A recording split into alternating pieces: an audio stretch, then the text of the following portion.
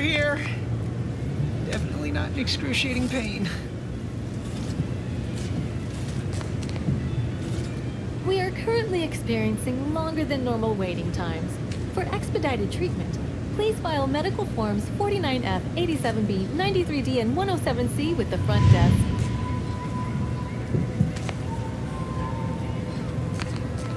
Don't mean to sound unsociable, but you might not want to stand so close. The bleeding ain't contagious, but it ain't slowed much neither. I'd hate to bleed all over you. Wouldn't mind conversating a bit, though. Anything to take my mind off the pain. Oh, it stings.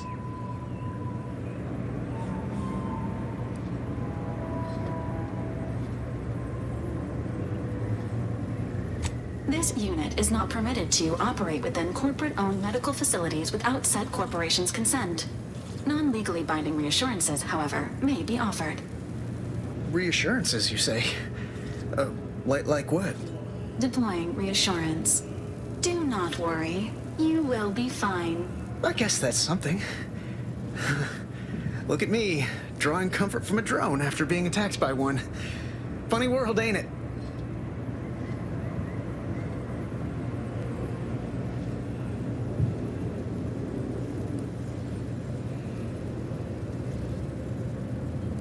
I was on sentry duty, bravely surveying our perimeter for threats, when a protectorate drone attacked out of nowhere.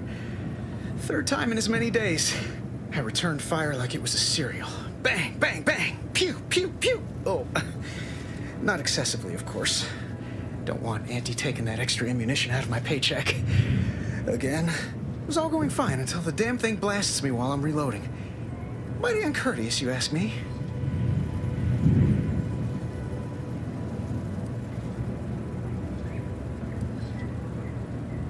Trooper Faulkner happened upon the scene just then and dispatched the drone before it could finish me off. No idea where these drones are coming from, but Faulkner's been having a time of it lately. Be nice if someone helped out, but Carr's hands are tied. Lack of resources, I guess? As for the rest of these fine folk, they were attacked by Protectorate while defending the forward operating base. Imagine the base is probably hurting for warm bodies just now.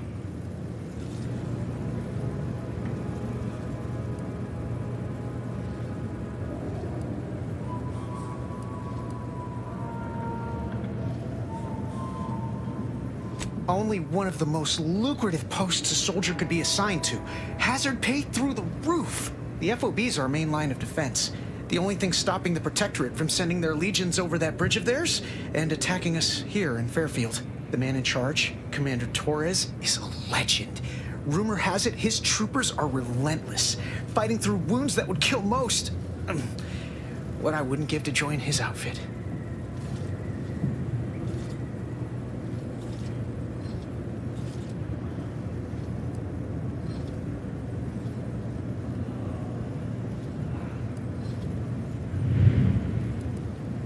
Playing it safe doesn't amount to much, but maybe you're right. Probably just muck things up at the FOB too. Damn it. I gotta find some way to beat these low-runger allegations. It's all a moot point till I can get this arm of mine mended. Poor Doc Barnes is working himself to the bone trying to take care of us, but he's only one man. I suppose it could be worse. At least Command's not throwing us at that relay station. Can't imagine the casualties he'd be dealing with then, given all its defenses.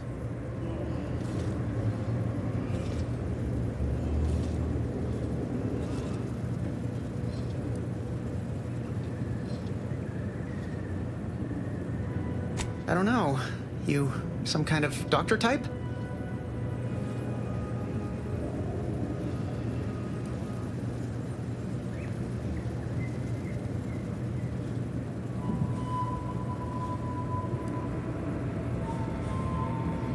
Wow, those must be some advanced courses because I've never even heard of them. Well, all right then. Just hope you're not squeamish.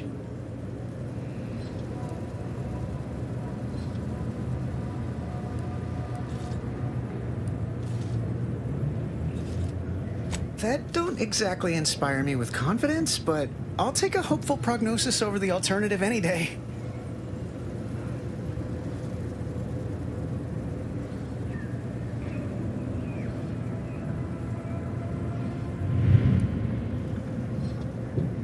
Don't sweat it none. Auntie's Choice advocates for self-reliability anyway. Can't go around expecting other people to solve my problems for me, right?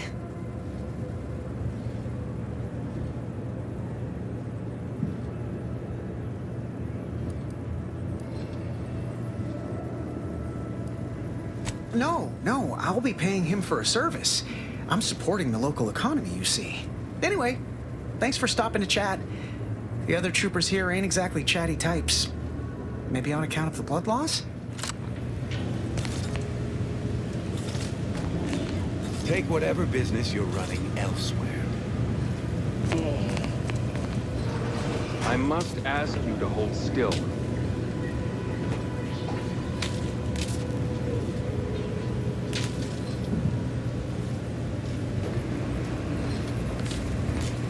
Move along. My liver ain't the lily kind. Tell it to me straight, Doc. The bullet shattered your tibia and all but demolished your gastrocnemius muscle. Due to the risk of infection, I have to abscise your leg.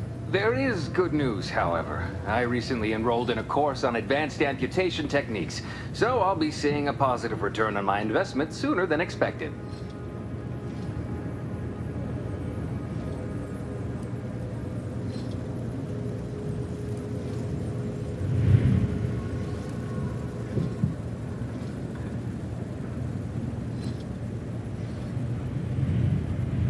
Yeah, Doc.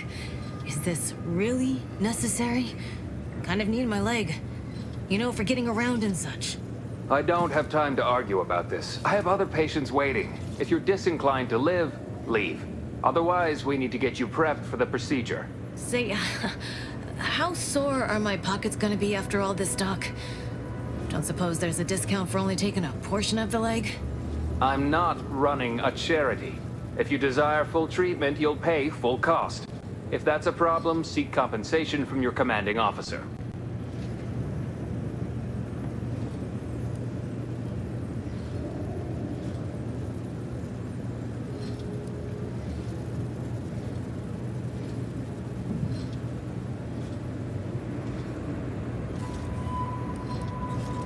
A kind, if naive offer. Unless you have thousands of bits to burn, any amount you could provide would be a drop in the tank at best. My services do not come cheaply. This is a mighty big decision, Doc. Can I have a moment to noodle on it? I don't encourage delays, but very well. It'll take a few minutes for me to warm up the saw anyway.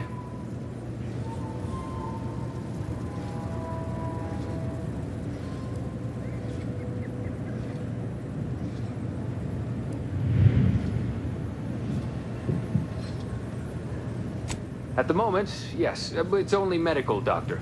We also have Dr. Tinsley, but let's just say she's in a different discipline altogether. I'm on my own then, more or less. In case it isn't apparent, I'm having what might be called a day. A whole platoon of soldiers decided to get themselves all shot up defending the forward operating base. And then there's Erickson. Something happened with a drone, I don't know. You'd be better off speaking with him about it.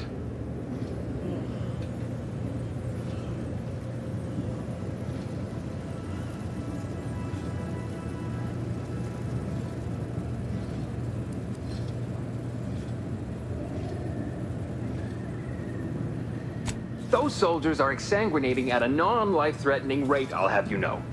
Short of you skipping back in time and ordering the coagulant I need, I doubt anything can be done to accelerate the timetable for treating these soldiers.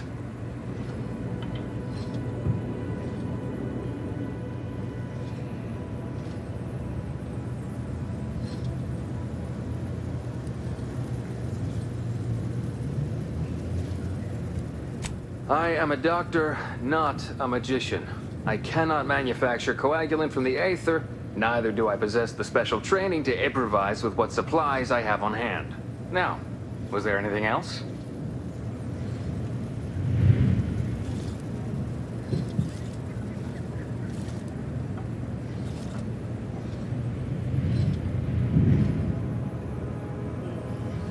Some. Most still tout the all-healing nature of protectorate medicine. But despite that, they're surprisingly amenable to accepting treatment. They ain't grown up with the right to dissent. Probably wouldn't even occur to them to turn down poison if you told them to take it. Good thing I don't prescribe poison then. Normally. In truth, I expected more resistance given the sudden transition. But I'm not one to complain of a headache I don't have.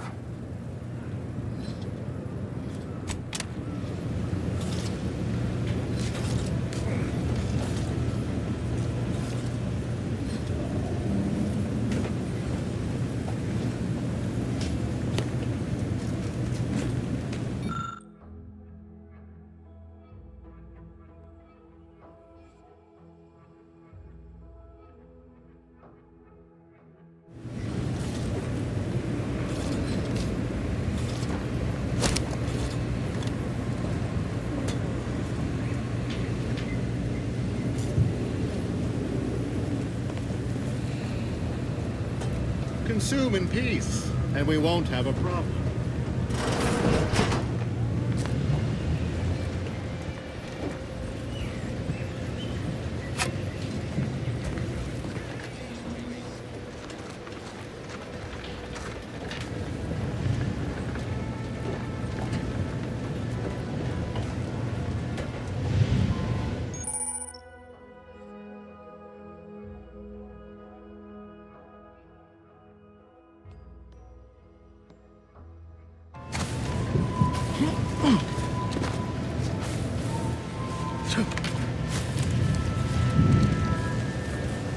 Keep your petty skepticism. I'll pay my tab in no time. You'll see. Mark my words. When my deal comes through, I'll have enough bitch to...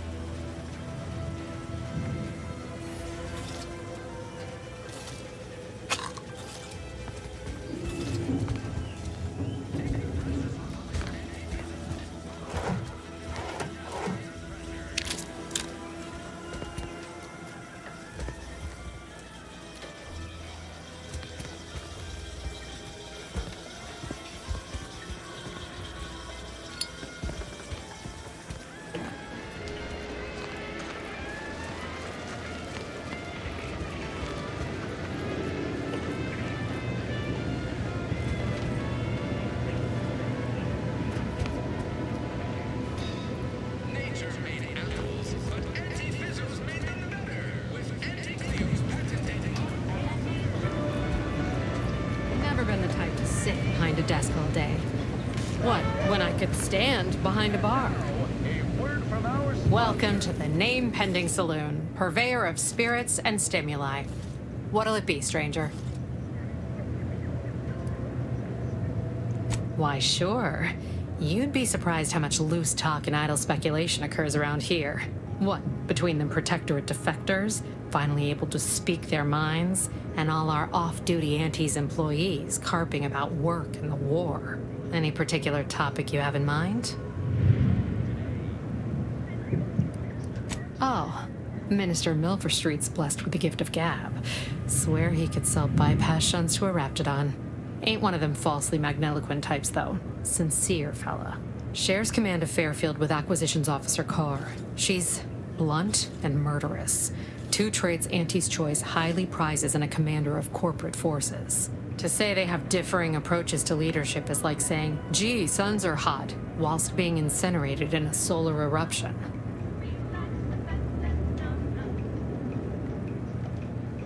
Vox Station's run by a brigadier by the name of Montelli. Sounds like he's as much a danger to his own troops as ours. Real piece of work, even by Protectorate standards. Reportedly enamored of show trials and summary executions. Tell you one thing you can't avoid, the bridge. No other way around it, and at present, it's held by Protectorate forces. We have a small contingent of troops bivouacked nearby. Forward Operating Base, they call it.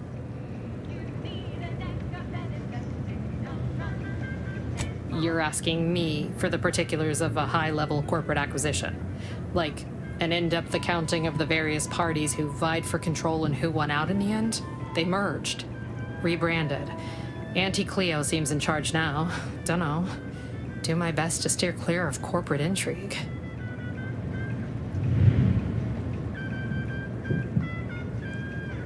My pleasure. Got anything for me in return?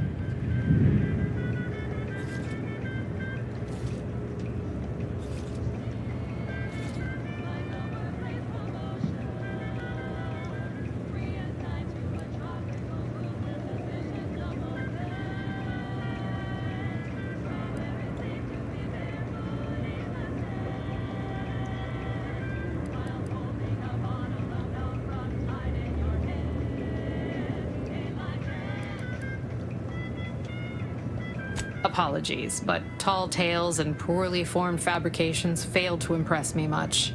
Here I was hoping you'd have a good story for me in exchange, but oh well. Not everyone's a seasoned raconteur.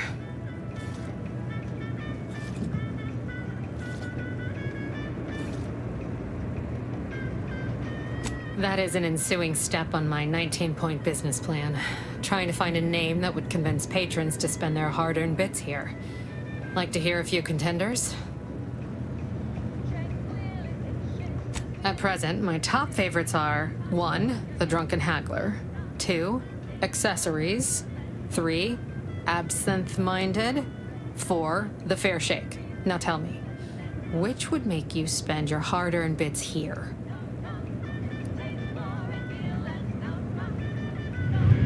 Well, that's what we'll call it then. I'll tell future business partners we did extensive outside testing. I can now check off step 18 of my business plan.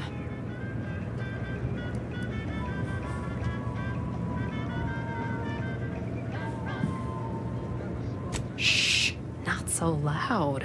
Look, operating a new location sure ain't easy. Swear I get blamed for anything going wrong, whether it's my fault or some foul up from the local head office. But the nice thing about Fairfield, if you sound like you got some know-how, people believe just about any bit of hooey or bunkum you declare.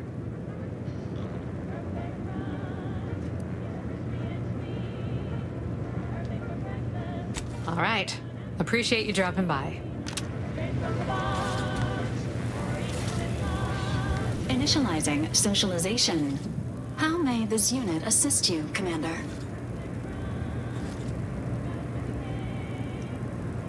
Presenting the Valerie unit, the latest and greatest in a line of Earth Directorate support automechanicals. All you could want in a squad mate at half the cost. The Valerie unit is the exclusive property of the Earth Directorate and is not intended for civilian or commercial use. Resale of this unit is strictly prohibited. Searching mission parameters. 1 moment. Searching. Error. Unable to find current mission parameters. Defaulting to last known objectives. Goal: infiltrate Horizon Point Station and retrieve data pertaining to skip drives and rifts. You'll have to pardon Val, Commander. She gets confused sometimes. Logic unit can't always keep up. I keep tinkering with her assembly, but no dice.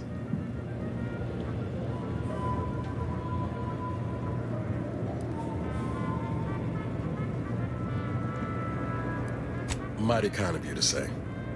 Just wish I could do more. But I suppose age comes for us all in the end. Do you have any other queries, Commander? Attempting to ride this unit in order to replicate the experience of flight is strongly discouraged.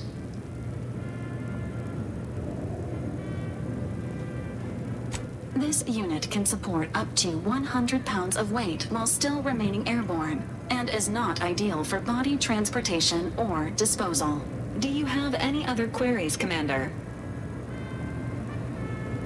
Vitality augmentation, logistics evaluation, reconnaissance, and information extraction unit.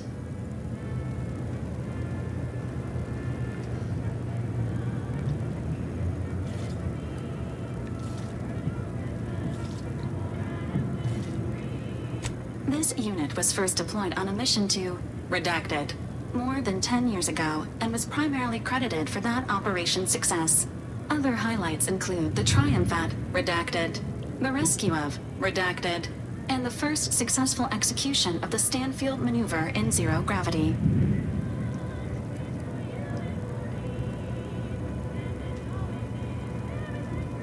This unit commends the agent on an excellent knowledge base. Attempts at the Stanfield maneuver, as proposed by theorist Marion Stanfield, has resulted in multiple deaths, mutilations, and maimings, leading to a ban shortly after discovery.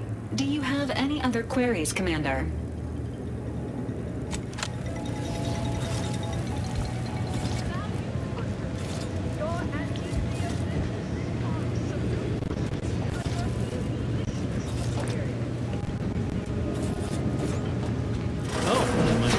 Copious direct reports.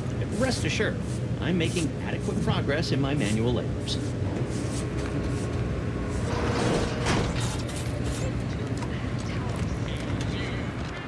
Never catch a break. Finally find a way to get ahead, and this happens. Swear, I almost had it this time. Everything all lined up. Easy mark, guaranteed moneymaker, favorable terms. Practically the recipe for success.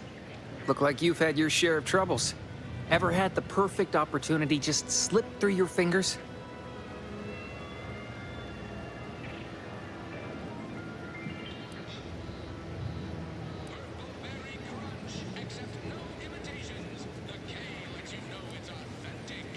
Well, you caught that, huh? Perceptive sort. I'm having what some would call an existential crisis here, meaning the success of my existence is presently hanging in the balance. I had just the thing to get me a fast-track promotion to lower middle management. Now you seem like someone who knows a good deal and wouldn't be adverse to helping me out. It's like this. I agreed to meet with a business associate to finalize a deal, but the location got set for Spire Grove. Problem is, you been outside of Fairfield? The funicular to Spire Grove broke recently, so I got no way to get up there. I'd break my neck scaling that cliff for sure. There's a long way around, but it's not for me. Why, the path there might be lousy with raptidons for all I know. It wasn't before, but mayhap they were just lulling me into a false sense of complacency so they can strike.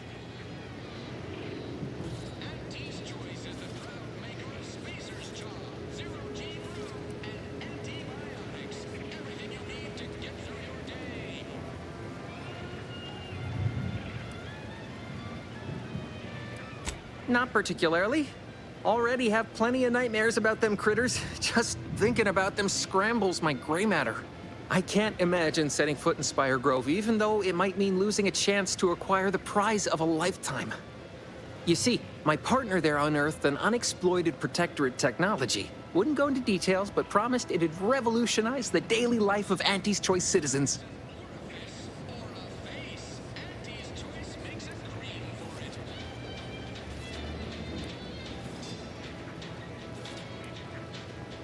Typical research type, focused on all the wrong things.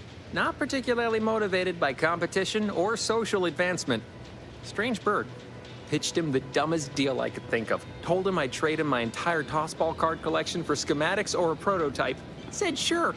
Complete rube. Didn't even ask about condition. My Kelvin Tran rookie card isn't even ultra fine. Got a piece of nicotine chewing gum stuck to it.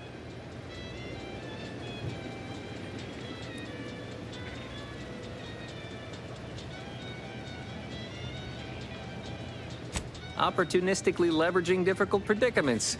That's the Auntie's Choice way. I have a few bits I can offer you. Not much, but if it turns out a roaring success like it ought to, and I get a fat promotion, I promise I'll see you're taken care of later. Splendid. Go parlay with Jackson Plum up at Spire Grove. It's some kind of agricultural harvesting encampment southwest of here, near a mess of them rocky spires. He'll provide the agreed-upon schematics.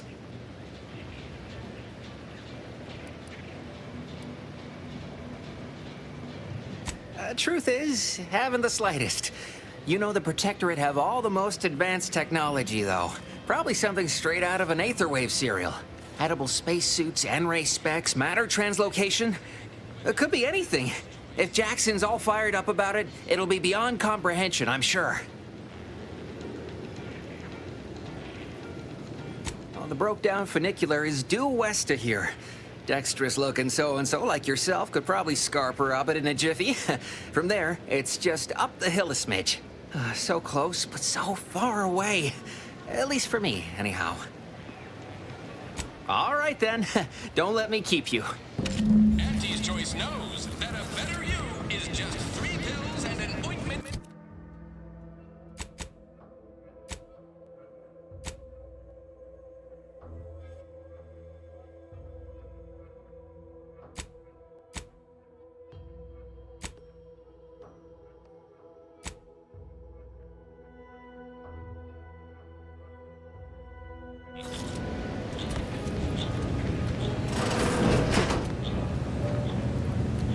Door this stuff?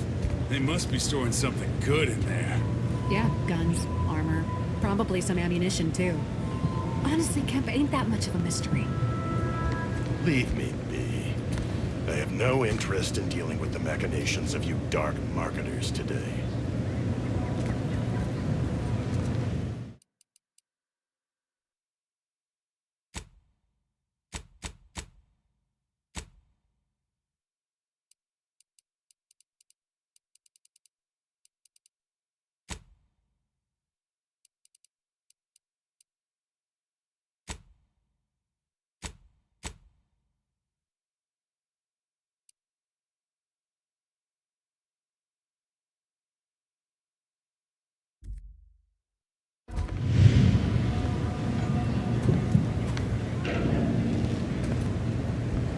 Have you two come to mock me like your fellow dullards?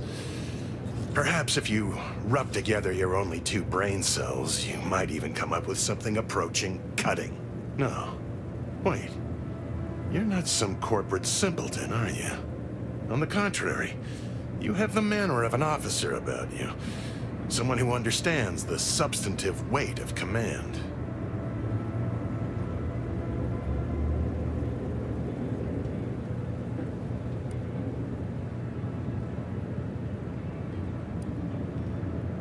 Please, allow me to start over. I am Warden Sterling, dedicated servant of the Protector of Arcadia and Caretaker of Worlds, the Sovereign Henry Varick.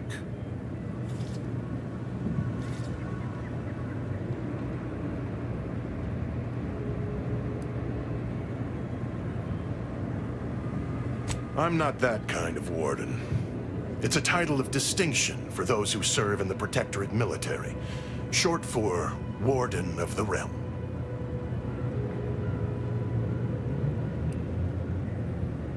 And if I did,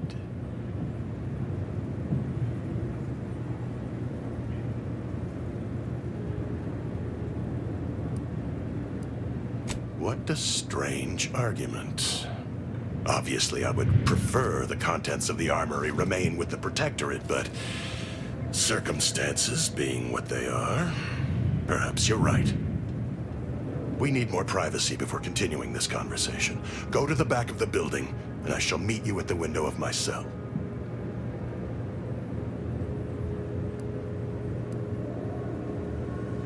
I'll be waiting.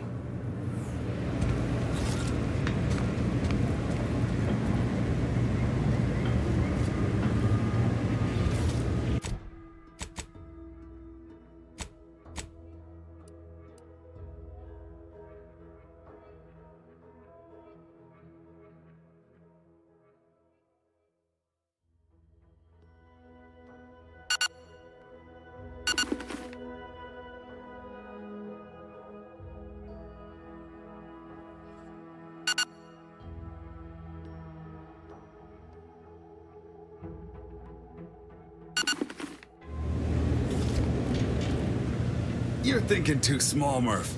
I'd put money on the Protectorate stashing treasure inside. A whole pool of bits enough to swim in. It's a constabulary, not a bank. And certainly not some kind of gold-filled swimming hole. Besides, these Protectorate lack imagination. Never had an original thought wasn't written down for them first. Like I told you before, it's probably just guns.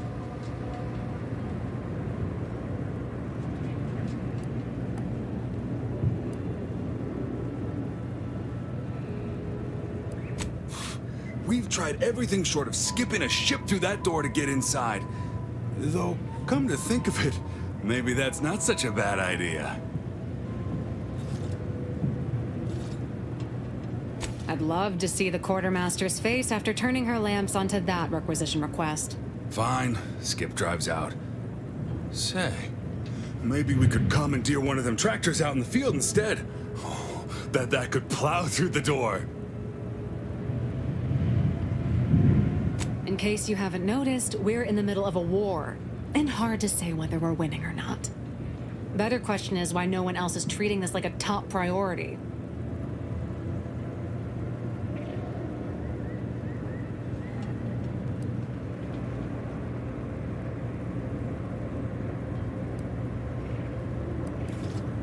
In any siege, advantage goes to the defenders. Right now, the Protectorate still has control of the bridge to the Vox station. That station is the key to taking Paradise Island. When, Officer Carr ever gets the go-ahead, we need to be ready.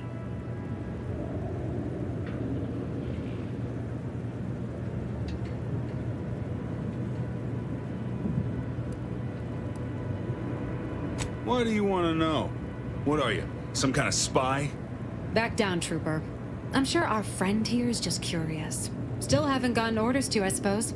Only person besides Carr who might know more is Commander Torres out at the forward operating base.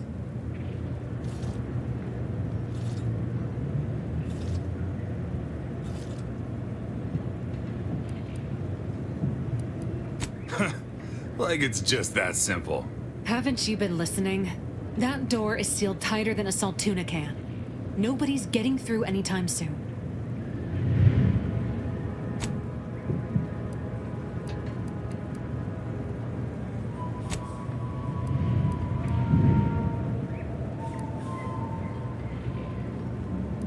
You sound like you've got something percolating.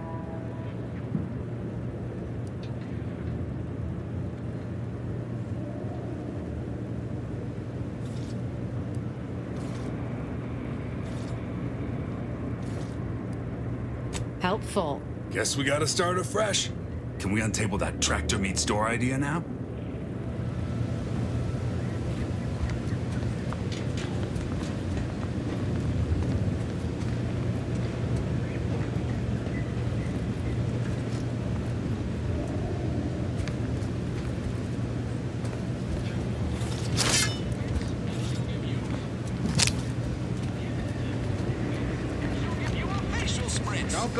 Wasn't being ironical about the giant hologram over town hall. No tolerance. Well, guess we ought to go acquaint ourselves with that minister like she said.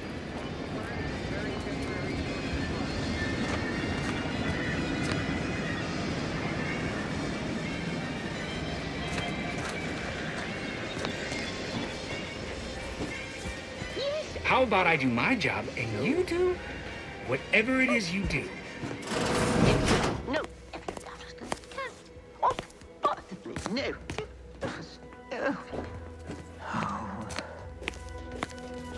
Yet you see fit to keep me in a constant state of consternation. With each unauthorized act, you jeopardize our hold of Fairfield.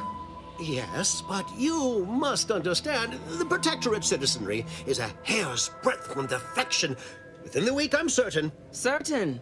Like the week prior and the week before that. Impressive foresight you wield.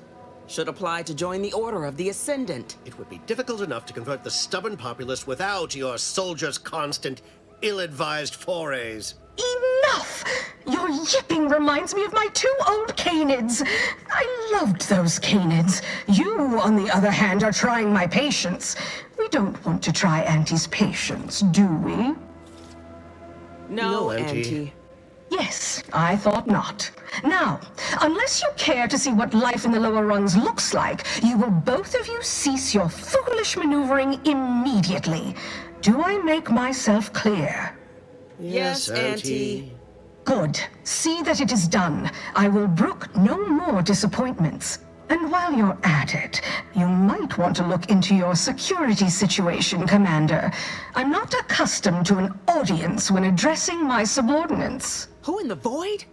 Eavesdropping on Auntie's choice business is like to get a body shot for spying. Though you're not wanting for moxie. I'll give you that. Now, hold a moment, Carr. When opportunity comes visiting, perhaps it's better not to riddle it full of holes. Our new compatriot may be of assistance. A surprisingly good point, especially from you. She only forbade us using our own personnel. Be a whole other matter were a stranger to happen to aid one of us. But which? Well, you seem an observant sort, so I expect you'll tire of Milver Street's bluster soon enough. Come see me before agreeing to whatever absurdity he proposes. Unlike him, I have some work actually befitting your time. I'll be waiting. Alone at last. I never thought she'd leave. Now then, allow me to introduce myself. I am D.B. Milver Street, Minister of Marketing, Duke of Demographics, Commercial Condottiere, President of Promotional Material. Tell me, do you believe in signs?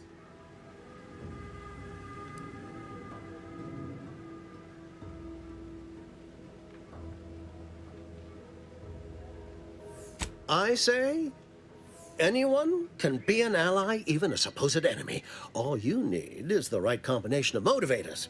I do not believe in signs. I believe in opportunities. Right now, at this moment, you and I have an opportunity to save countless lives. But I'm hardly the type to beg and ask for nothing in return. Tell me, what do you desire of this island?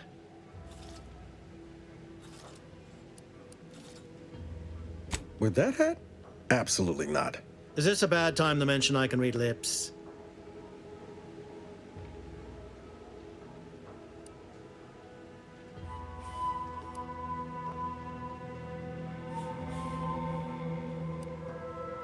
Ambitious, aren't we? Easily the best protected location on Paradise Island. Hardly a place for a stroll.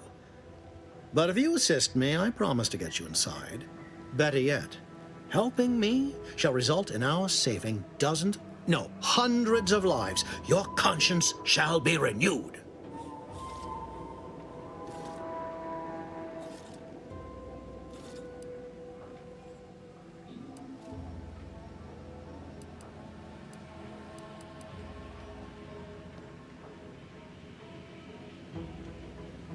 Auntie may demand Carr and I do nothing.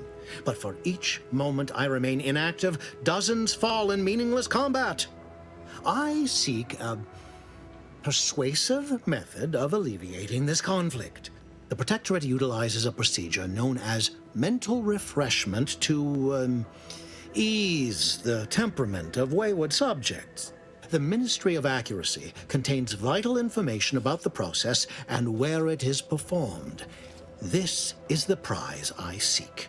I previously sent a grafted soldier, Trooper Sealong, to retrieve said information, but I have not heard from her in some time. Consequently, I must presume the worst.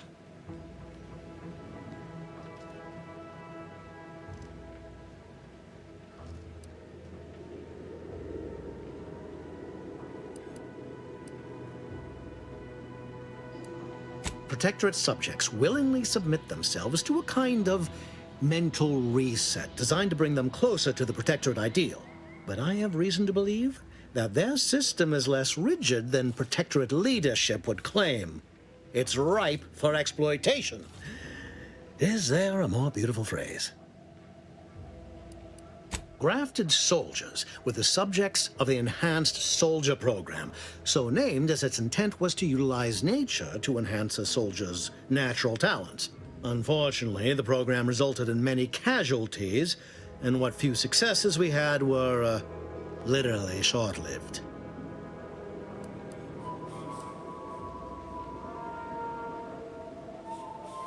I have some faint recollections of the fuzz beneath my hat. Perhaps I saw such a name amidst my perusal of the Protectorate domicile assignment records. The record room is in this building. You have my permission to peruse at your leisure.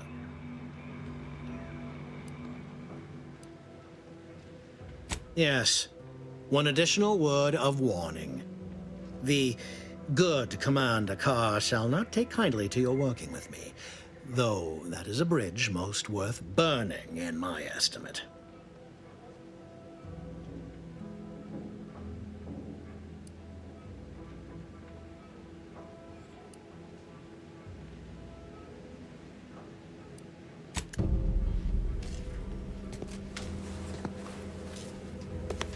Watch out for that Auntie Cleo.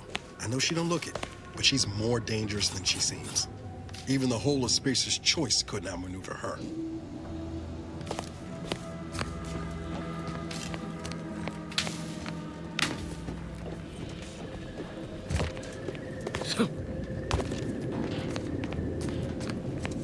You there. Still got work if you're looking. You're here early. I expected you'd be on the receiving end of Milver Street's bluster until close to the end of time. Happy that ain't the case, as I can make use of you. I'm Officer Babylon Carr, head of aggressive acquisitions and persons elimination on Paradise Island. Let no one say I can't be official when circumstances merit. Now, not to say I question the presence of a wayward sightseer in the midst of a war-torn waste, but it might be safer for us both if I knew your purpose.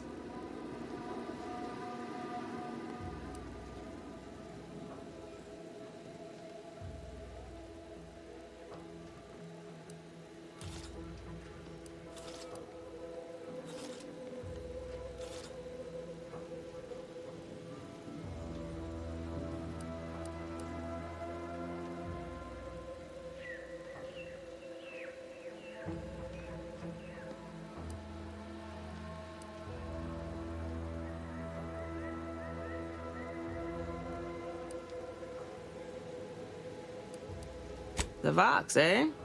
Bent on bloody self-destruction, I could just have my troops dispatch you, save you the effort. Although if you were keen on continuing to draw breath, perhaps you and I could broker a deal. There are Protectorate vitals need bled. You could do the bleeding.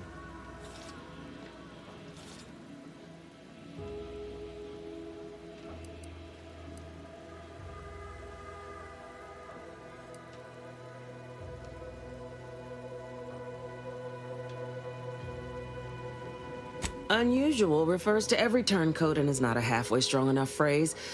Try gormless cretins who can not so much as wipe their running noses without begging permission. Don't know if there's a DeVries here, not my department. Milver Street befriends the ex-subjects, keeps tabs on them. Ask him. Why are you looking for them? Who are they to you?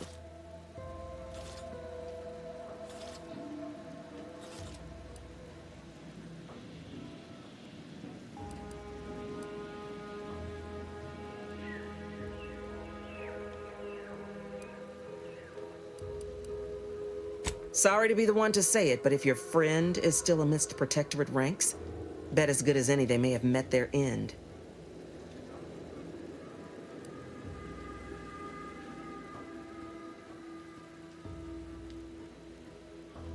My employer would assuredly be filled with wrath if it were my forces I were committing. But enlisting a freelancer on my own dime is hardly committing any forces.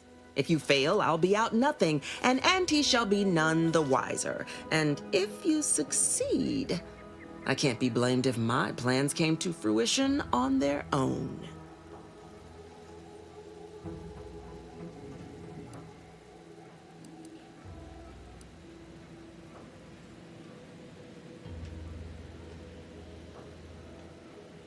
This fine settlement is Fairfield. Once in the Protectorate's grasping claws, now Auntie's newest foothold on Paradise Island. When we arrived, it was thick with yaysayers, a hair's breadth away from sacrificing themselves to their old masters. Now they've seen the golden glow of the free market. Entertaining as it is to root out dozens of entrenched, suicidally murderous subjects, I'd take the efficiency of capitulation any day.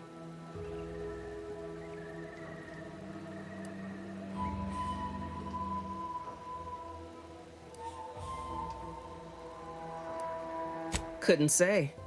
Maybe Milver Street's hearts and minds drivel holds weight after all. Though you'll pardon me for not dropping low and begging his forgiveness. The subjects are his problem now. Myself? I'm focused on making sure the Protectorate doesn't bring them back into the fold by force.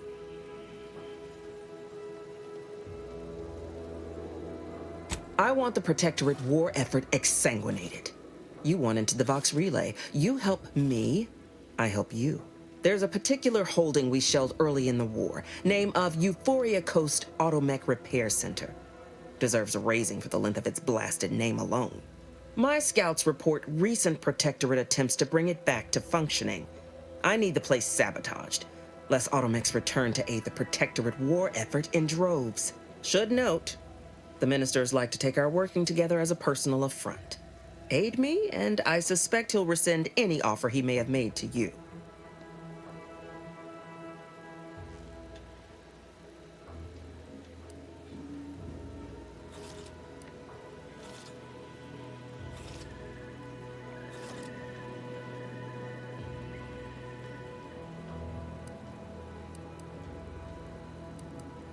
Certainly could.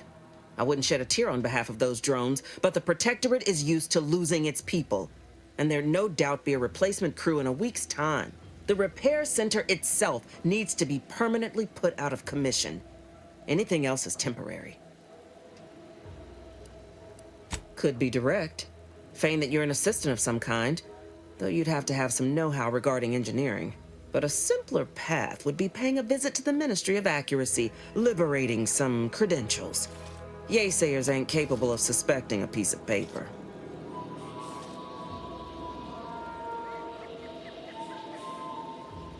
Do you suggest that our good minister has lost patience with playing fair and now seeks to delve into the oily recesses of brainwashing? Oh, for shame. He's devoted to his half measures, I'll give him that. But he wouldn't have to wheedle and connive if he knew directness. Milver Street's grinning manipulation won't earn nothing but more of our own dead. Work with me. Think all you like. Speak to Milver Street if he ain't already stuck his hooks in you.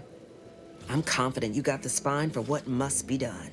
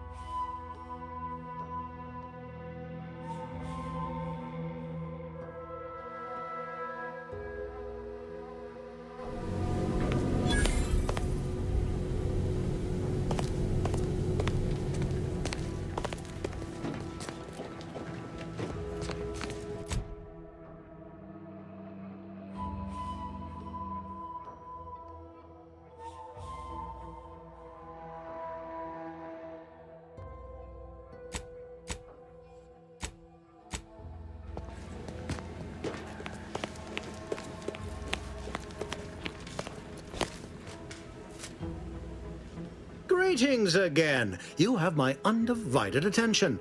What's on your mind?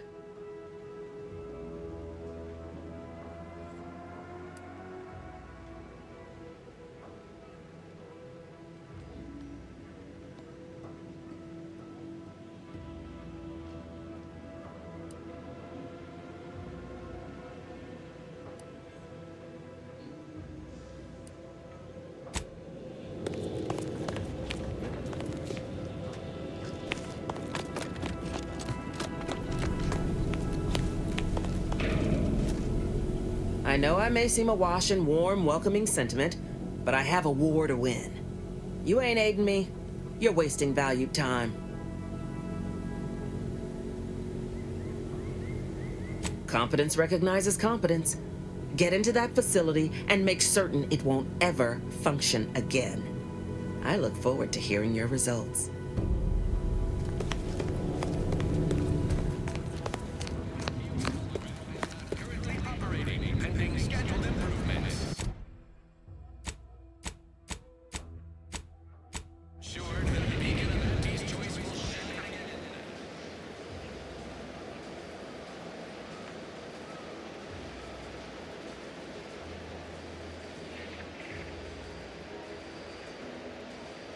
I can also help you craft items in a pinch when we're out together.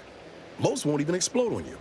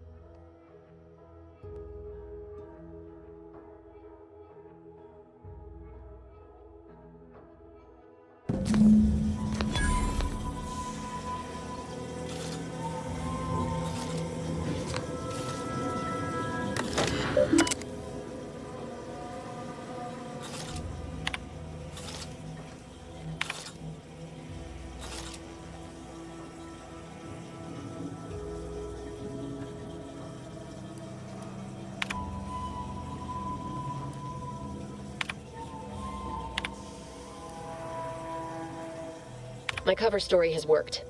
I am safely ensconced at the Vox station, assigned to the lowly Information Input and Retrieval Department. Seems a colony so certain of its absolute control over its subjects can be less than rigorous when it comes to security.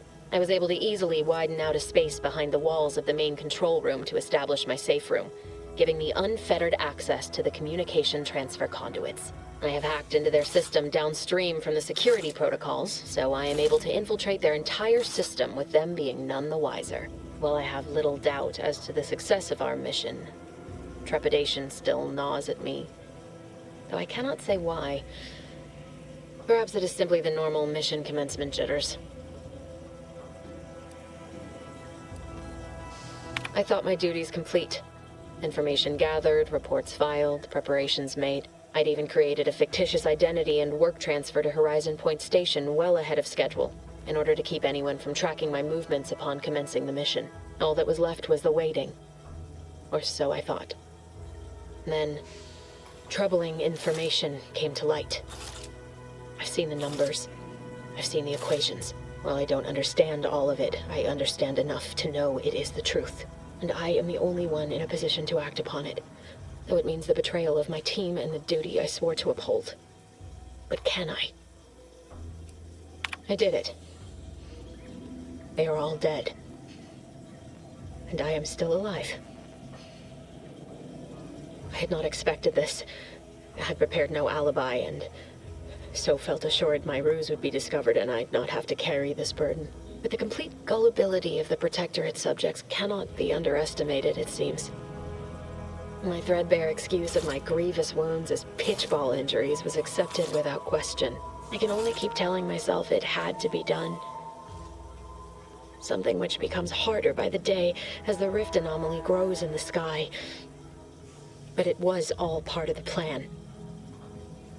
Wasn't it? I can't believe this. Void me if I understand any of this. DeVries sold us out for what? Because of a few equations? Some dots and lines on a graph? Good fucking law. I mean, she wasn't a damn scientist. She said it herself. She didn't understand all of it, the math. So what was she thinking?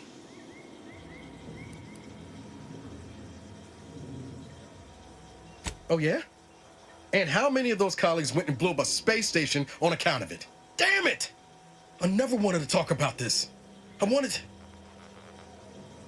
to just leave it alone. Told myself, no point in judging up the past. Should have known it wouldn't rest. DeVries may have saved me on Triangulum, but I wasn't the only one looked up to her. Lots of the other recruits talked about her too, back at the academy. We all thought she was the pinnacle of what an agent should be. Tough, smart, ain't a job she couldn't get done. And better and faster than everyone else. Inspired all of us.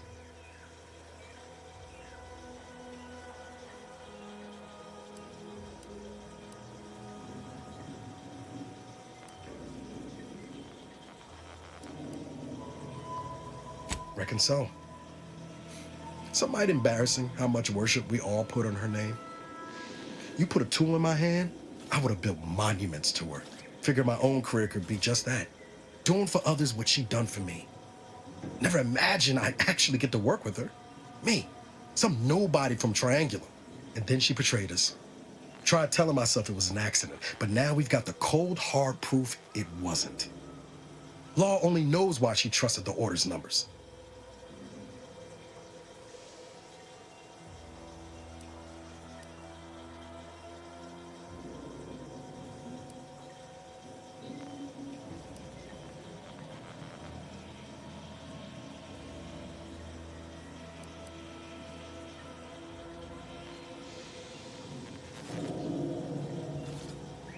Because the truth matters. Because Augustine could have come clean to me at any point during the mission about what she was planning. And she didn't. DeVries was willing to sacrifice us. I have to know what for. I mean, she always struck me as so pragmatic, real sensible like. Never figured she'd go all in on predictions from a bunch of monks.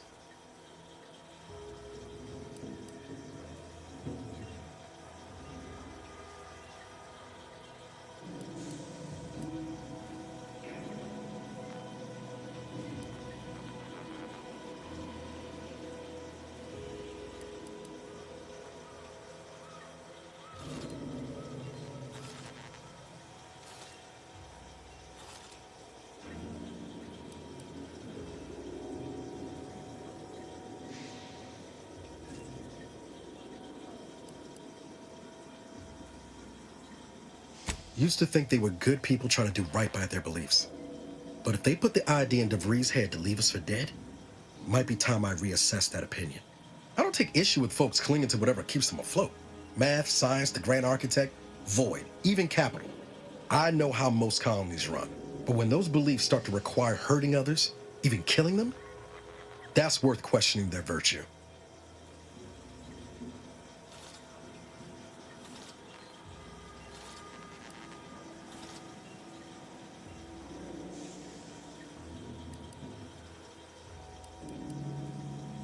No, didn't even know DeVries was alive until she brought the satellite down. Until then, what kept me going was mostly training and stubbornness. And Val. But to your point, holding someone who's wronged you accountable for their actions ain't an act of vengeance. Some might call it justice.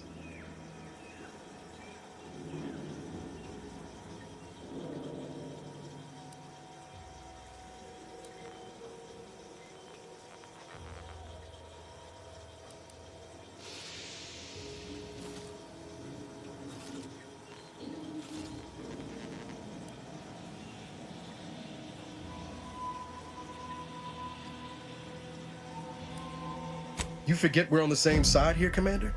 I'm not the only one DeVries wronged. She robbed you of 10 years of your life. Don't you want recompense for that?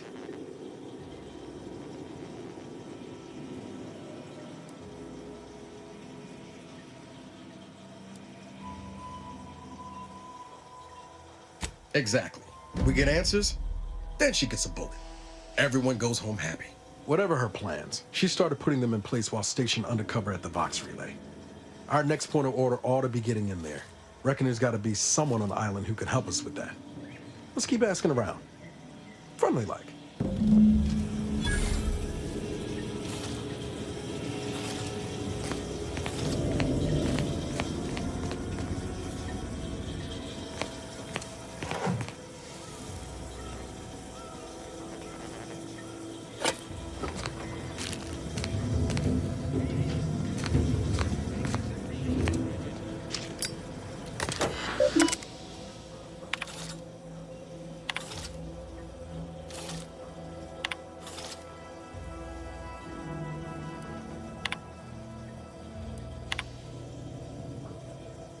DeVries sure has some cheek putting the Earth Directorate symbol on her wall after everything she's done.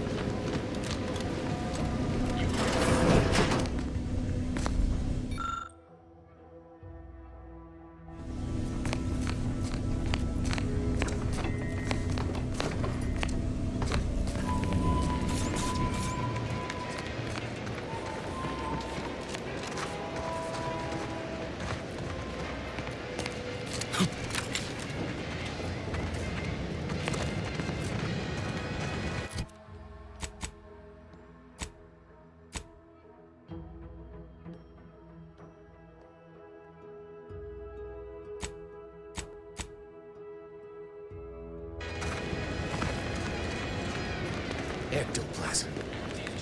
Wait. Nope. Just tarot excrement.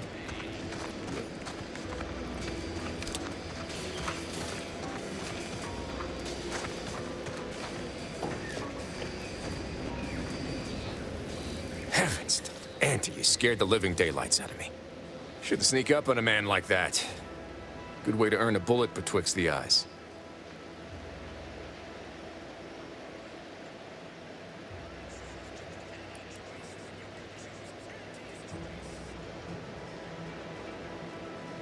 Could be a little of both, I'll grant you. I've been so wrapped up in my business, I'd barely notice a ship dropping out of the sky if it didn't land on me. Guess I should apologize for all that hullabaloo before. Just mistook you for another unfleshly manifestation.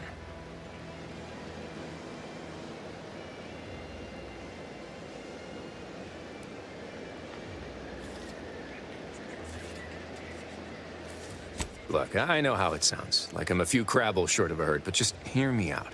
It all started the other night. Saw a personage leaving the greenhouse, late. Figured it for Emily, but when I asked her about it, she didn't know what I was talking about. Happened again the next night. Gave chase that time, but lost him hereabouts. I turned a corner and they'd up and vanished.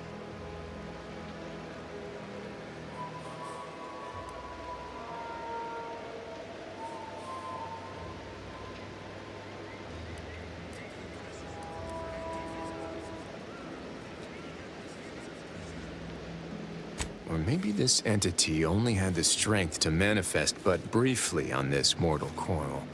Communication would have proven too difficult for a being of pure information. Well, maybe. I still don't know all the particulars yet, but it's one theory.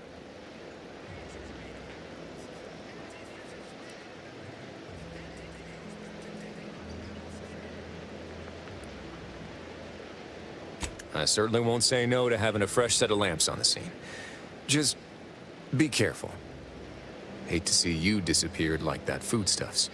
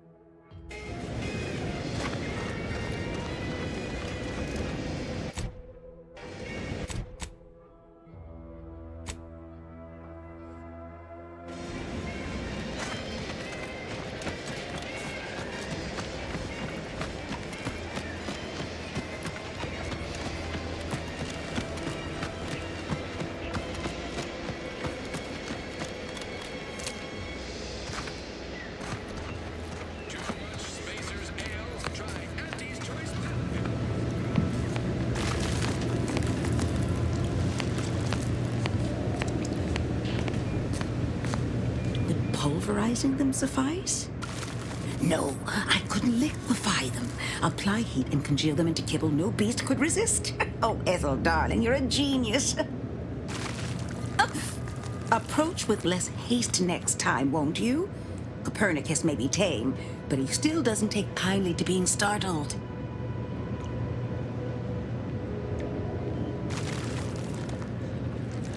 I am Ethel Tinsley, chimeric scientist. I'm responsible for taming this delightful Ractodon here. He will protect our fair town from his feral brethren in the wilds. Theoretically. Officer Carr has been in a state waiting for me to train the Raptidons to, maul on command. It's rather pressing, and alas, one scientist turned tamer can only do so much. One might say I'm perhaps a bit on edge. Folk here have grown weary, shall we say, with the war effort, and with avoiding Carr and the minister's would-be fisticuffs.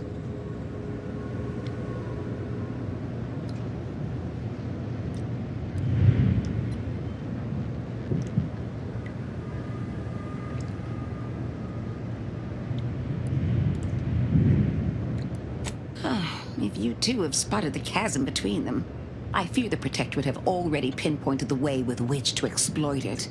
I'm unused to the way things are done here, I suppose. The Protectorate leadership never behaved in such a manner. The fact is that those two never got along particularly well, even under the best of circumstances. One wishes to woo Protectorate subjects to our ranks. The other wishes to secure a decisive victory with weaponry and technology. As for which approach is best, I wish I knew.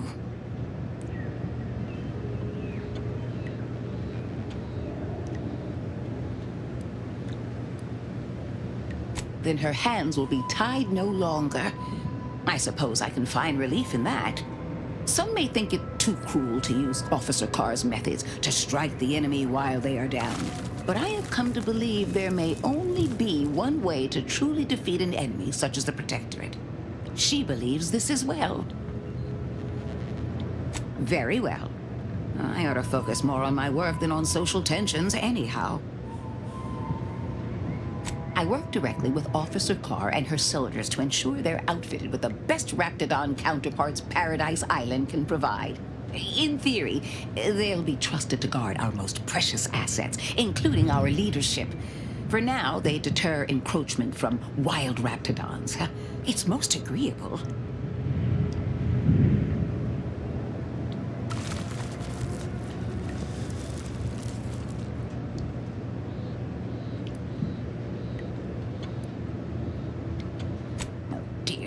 I rather hoped that Copernicus rolled off the tongue a sight better than designation C0P3R. I suppose I'll ensure he responds to both in any case.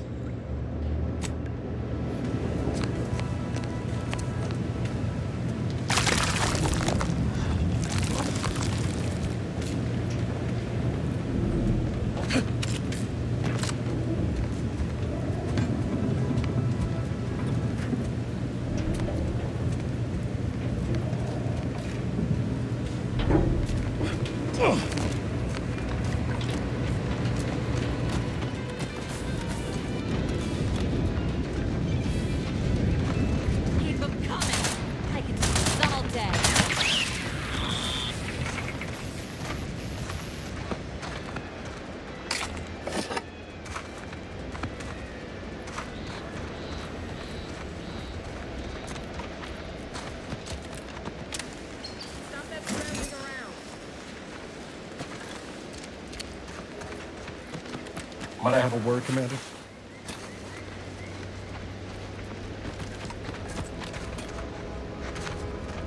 I know I've been pushing to find DeVries, so this might seem a bit of a left turn. Avoid it. I'm just gonna ask. Got an old friend here on the island. The doctor who patched me up after Horizon Point. Ex-Protectorate, a good man. Tracked him to Westport a short time ago, but never got up the nerve to visit. Reckon we could drop by and pay him a visit? Brief one, of course.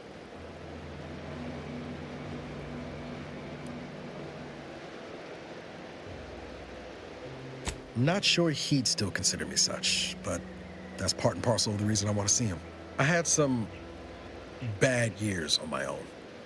Now with you here being part of a team, this might sound a mite soppy, but I feel like I could be a proper agent again. That starts with writing accounts. This friend of mine, Zebulon Tran, I let him down. And I've been chewing on that live wire for a while. Too long, maybe.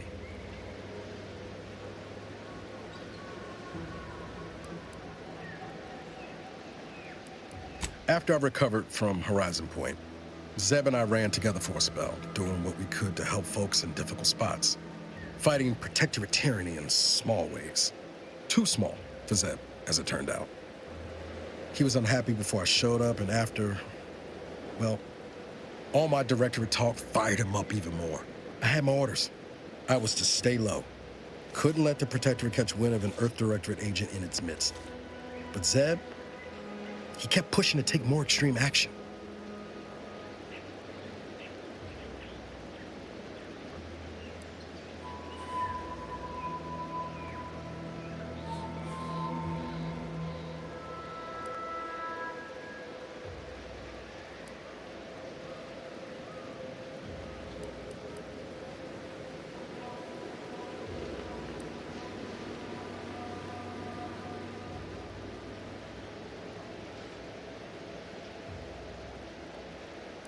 Wasn't like I didn't want to take things farther, hit the Protectorate weird hurt. But I still had my cover to think of, too. I couldn't risk disrupting the mission.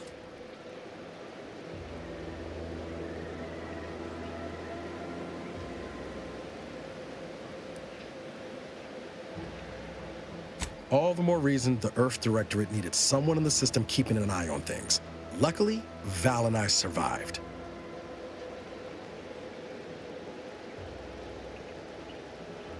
I'd feel better about that commendation if things hadn't turned out as they did. We worked hard, but the Protectorate's arbiters and sentinels worked harder.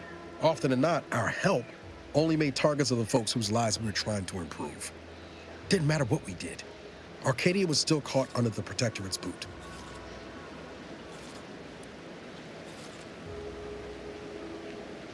Well, you weren't. Anyway, things weren't good. Zeb and I couldn't find the rhythm we had before. We were arguing every day. Eventually, cutting ties just seemed for the best. Clean like. Only later I learned Zeb hadn't given up the struggle like I assumed he would. He got to stay in mental refreshment for his trouble. That's the last I heard of him, till recent.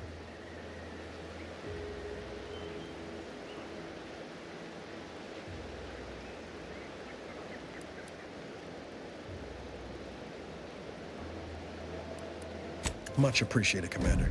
Promise, I won't be making a habit of pulling skeletons out of my closet. Westport's on the east side of the island. I tracked Zeb to somewhere on its outskirts, but never got up the nerve to visit before now. We ought to start there.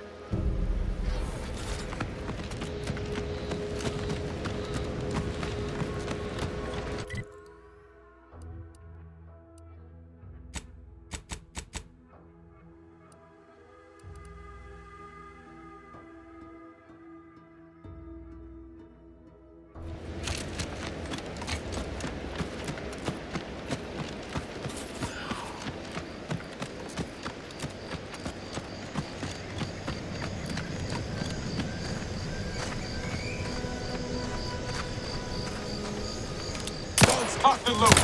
Just give us this.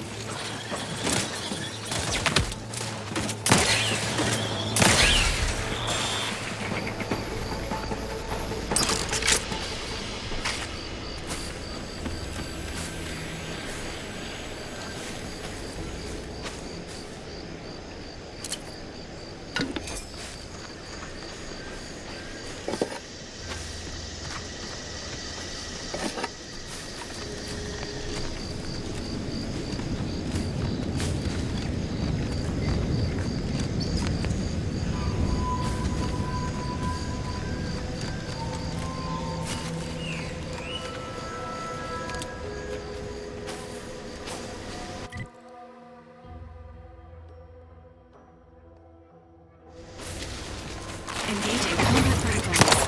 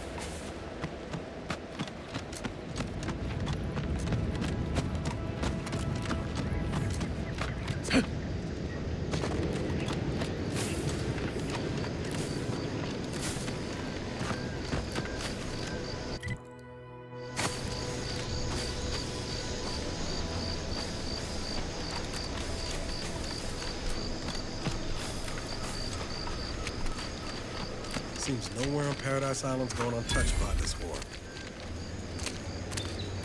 No.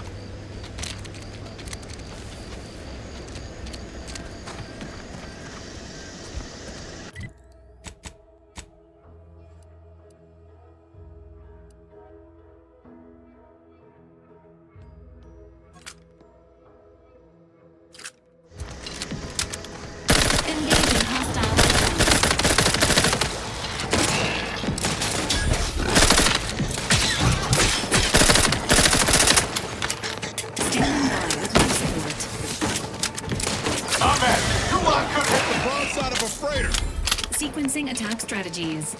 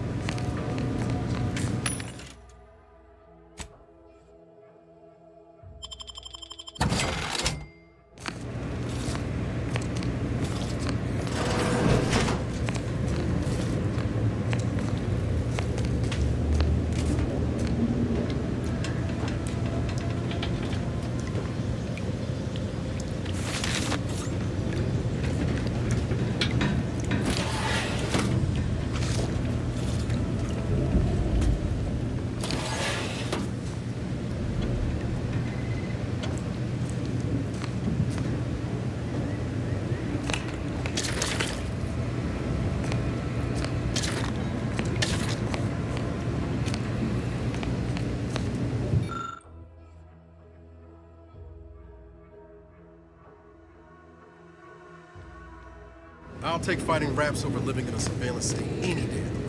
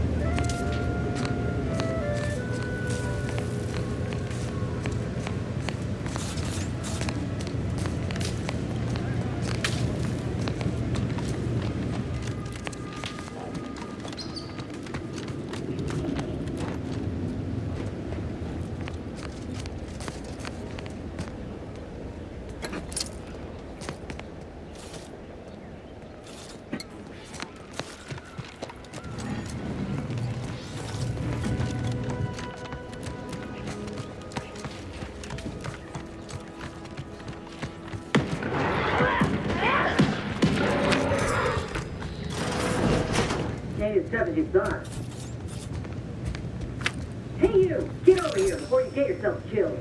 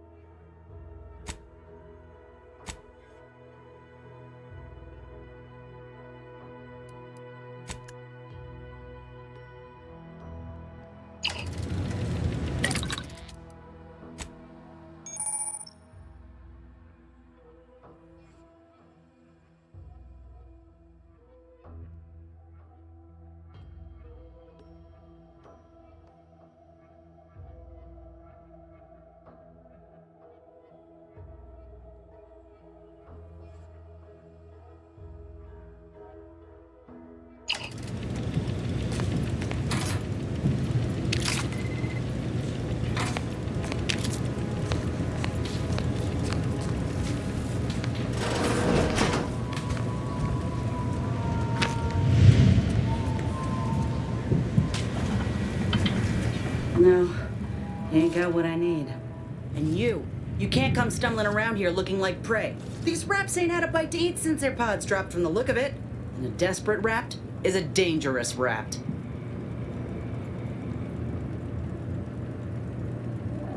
Meant no offense, you ain't one of Auntie's, and from the look of things, the Protectorate here didn't put up much of a fight. Me and Raptidons were well acquainted. I know their patterns, behaviors, attacks. Know what gives them an edge around folk who ain't in possession of that knowledge. Which is why I gotta ask, what are you doing here?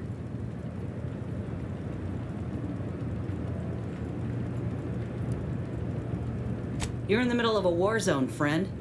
Anyone who ain't asking questions is instead asking for a bullet in the back. I'm Inez Silung, Auntie's choice, former combat medic in the Enhanced Soldier Division. Now, menial troubleshooter. Minister Milver Street of Fairfield sent me here to retrieve some information.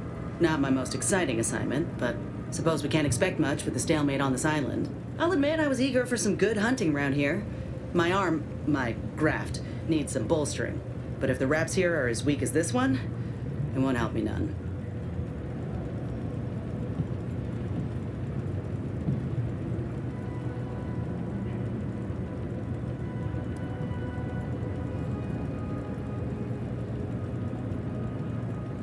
When there's paperwork, there's enemy secrets. And dropping Raptidons on the place is a quick way to stop any personnel keen on destroying those secrets before we find them. It's a kinder fate than if they survived. Allowing us to walk off with this intel would surely land any survivor in front of the firing squad. Or sentimental refreshment.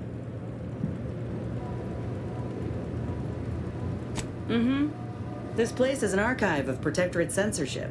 If it's been sanitized, censored, or rewritten out of the Protectorate's history, the Ministry's where you'll find it. And apparently there's some highly sensitive intel about mental refreshment hereabouts. The Minister sent me here to find it.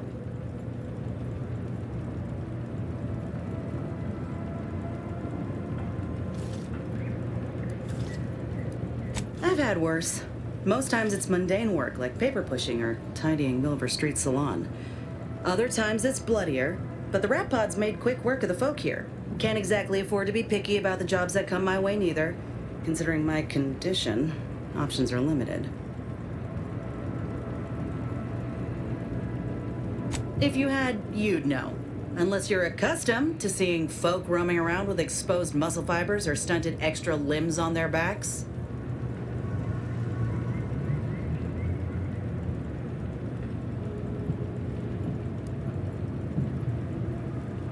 Other than punch a hole in my armor, cause Huel at the saloon to yell in consternation, not much, at present.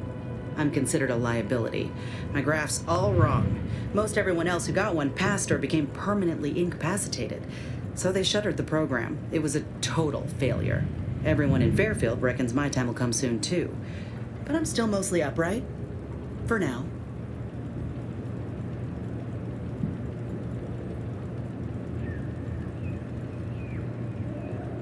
I just know I can do more for Auntie and for the war.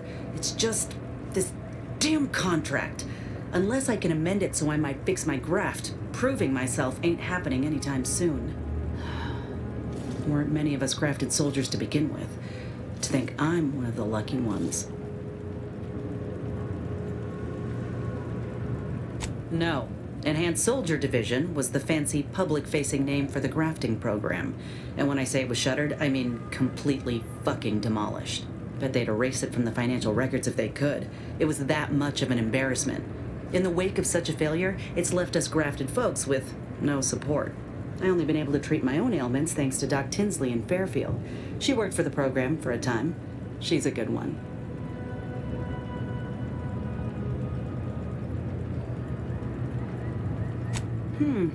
She's bound by contract to work on whatever task Fairfield's illustrious leader set her to, nothing else. But she also ain't quite got the hang of the employment thing.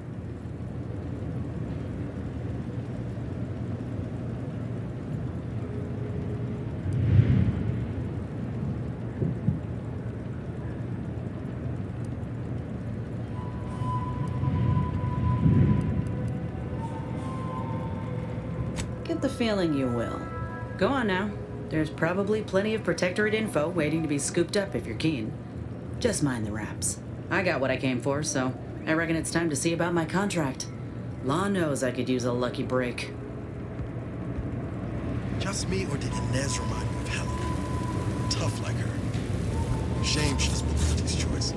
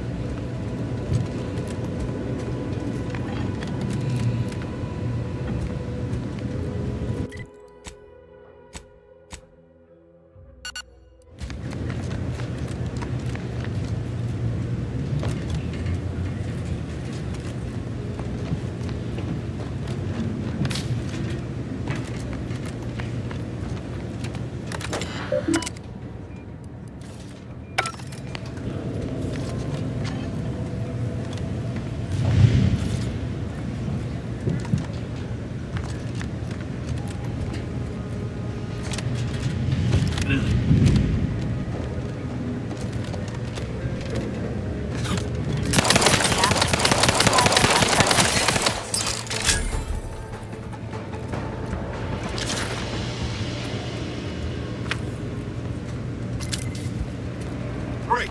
Cursor on the walls and down the ceilings.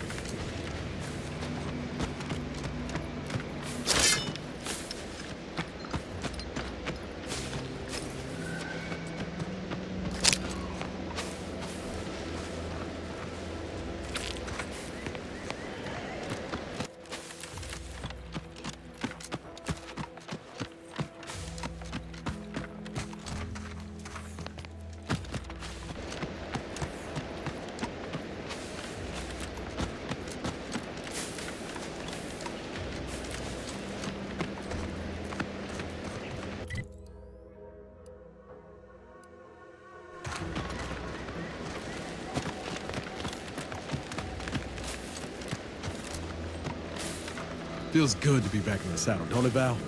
Kind of reminds me of our days in Nix's orbit, dodging Protectorate patrols. You remember that? Error.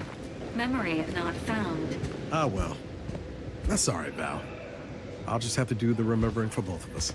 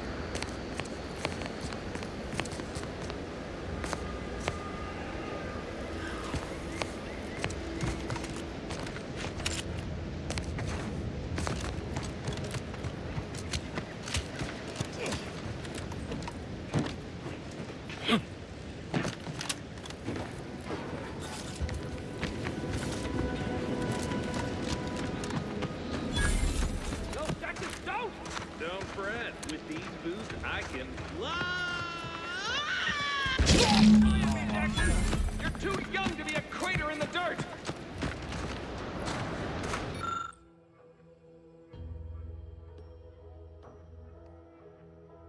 Oh, law. I can't believe he jumped that way. Sir, I know this isn't the time, but are they gonna put us to the gallows for this? What? No. That ain't how we operate in Auntie's Choice, Liza. We might be looking at a pretty fierce demotion for losing half our workforce and getting stuck up here, though. Demotion to fertilizer? No. Now cease your jawing. This ain't the time. Hey, you! You down there! Would you mind checking on our fellow? Might he have survived the fall?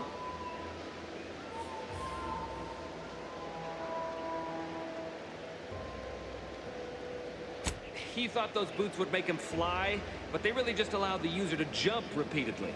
Unless their downward velocity is too great. If so, well, you see what happens.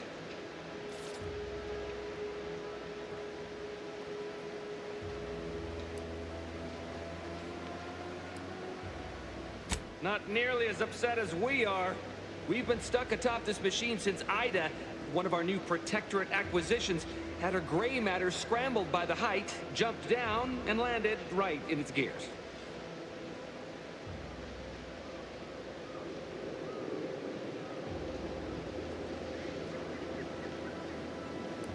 I can't fathom no sensible motive. She joined us shortly after Auntie liberated her with the freedom of meritocracy, and she seemed happy enough. Were you not listening? She said she'd always be a loyal subject. It was part of the endless inculcation we endured in the Protectorate. It can prove insurmountable for some. The notion that she'd sacrifice herself, even after seeing the vast possibilities in staying alive and climbing the corporate ladder, it's just impossible to cognize.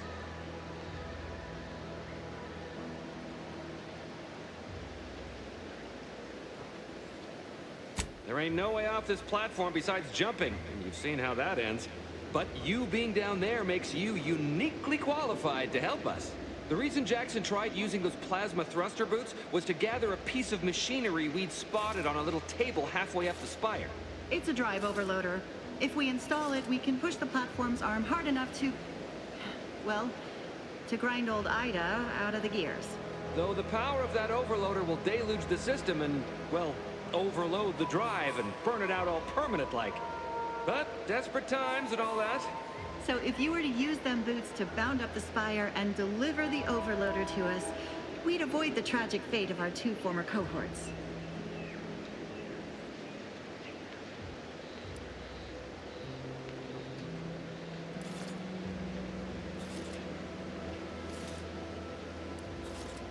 Exactly!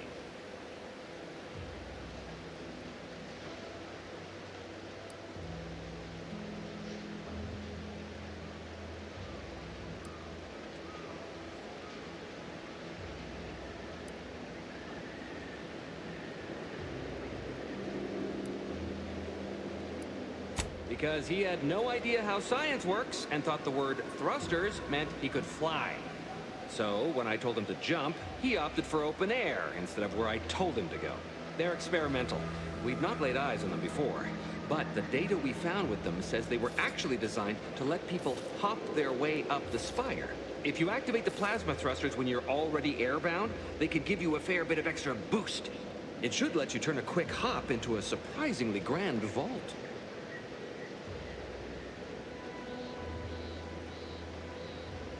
What? But that doesn't make any... Look, are you gonna help us or not?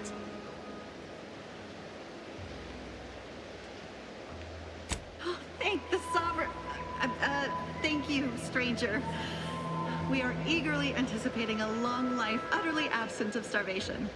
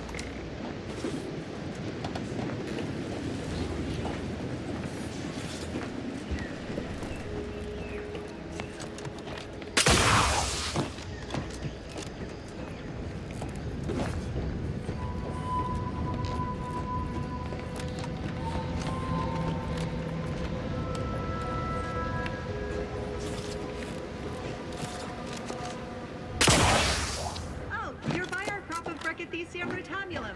They're found in bandages and burn tinctures.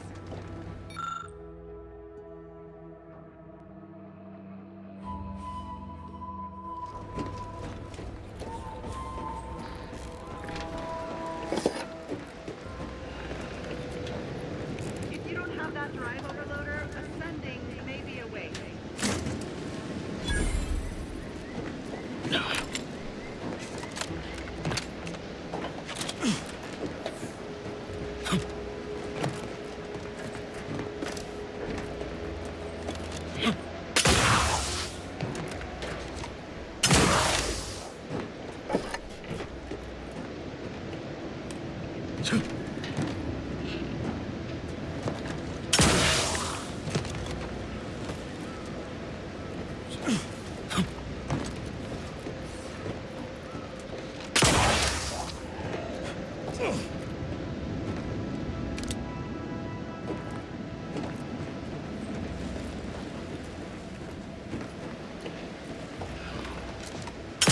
That's it?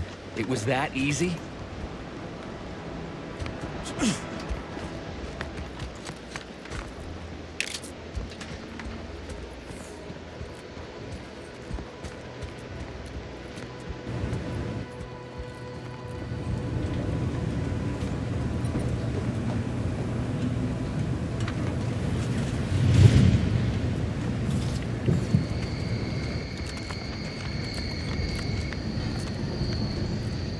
That was some impressive climbing. Poor Jackson could have learned a thing or two from you.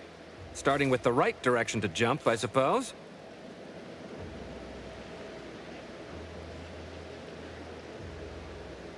Wonderful. That was some impressive climbing. Poor Jackson could have learned a thing or two from you. Starting with the right direction to jump, I suppose.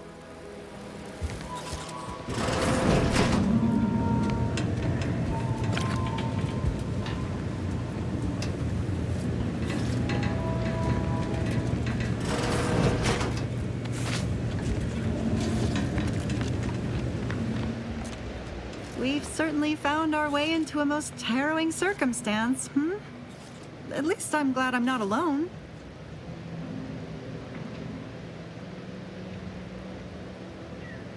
He hadn't been here terribly long, so we weren't particularly familiar.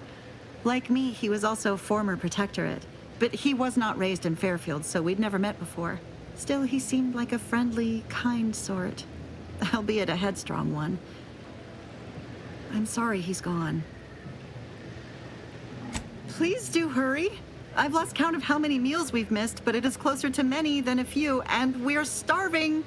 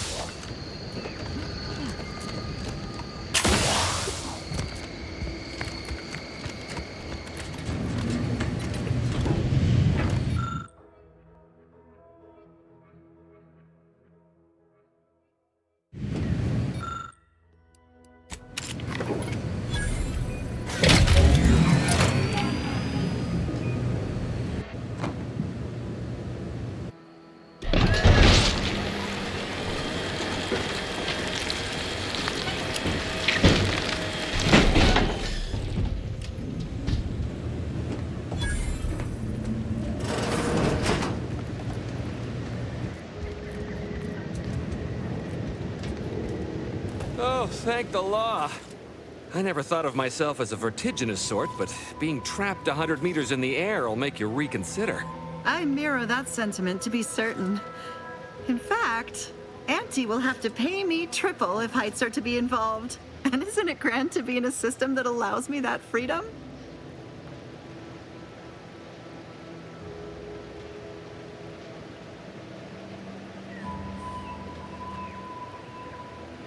I agree with Liza. I'm inclined to keep a few paces from farming equipment from now on. Here's your reward for evacuating us with all our parts intact. I perhaps ain't as awash in currency as I'd prefer, so you can have my helmet as well. It was useful for identifying crops we'd missed in our harvest. But to be honest, I'd like a little distance from plants for a spell.